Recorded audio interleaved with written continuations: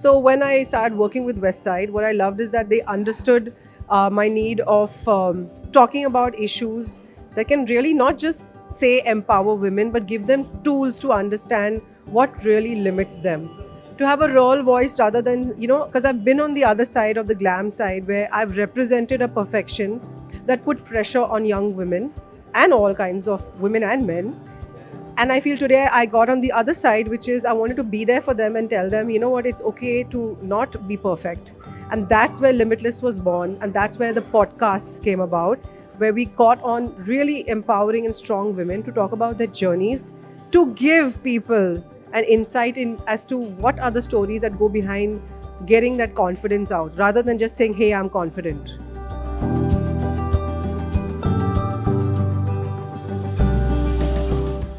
So I don't think it's just celebrities. I think it's housewives. I think that it's people in the corporate world.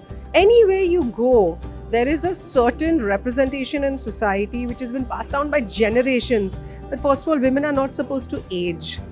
We can't put on weight after babies. We need to leave everything after we get married and just take care of the kids.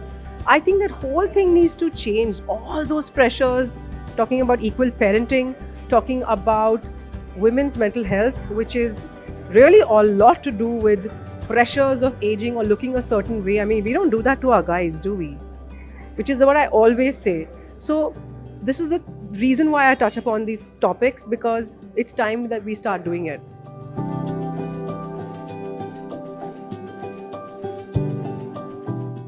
So, one thing I do with my kids a lot, which people think I'm a little nuts, is I constantly touch upon how they're feeling about certain topics.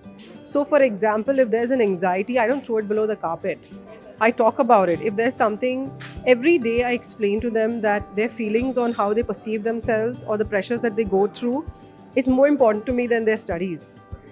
Because I do believe that if you are happy and you really feel a neutral sense of not elation by the wrong things, like for example with kids and video games and stuff, I'm not saying that they shouldn't or should do it, but I always try to keep a neutral balance wherein I want them to know that there's a lot more than that, than what people think of them, that the points, winning, they need to get in there and really love themselves first. And I wish somebody did that for me when I was a kid.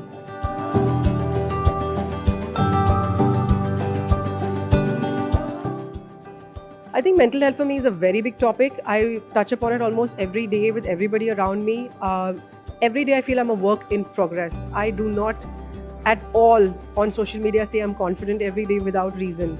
I touch upon why it is very important to work upon it. And to be confident, you have to go in and see what scares you the most and tackle that.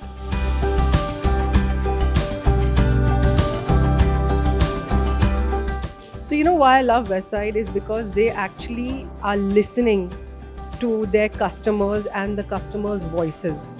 So for example, the women who come and shop at Westside need to hear the fact that life is not perfect and there are clothes for every size.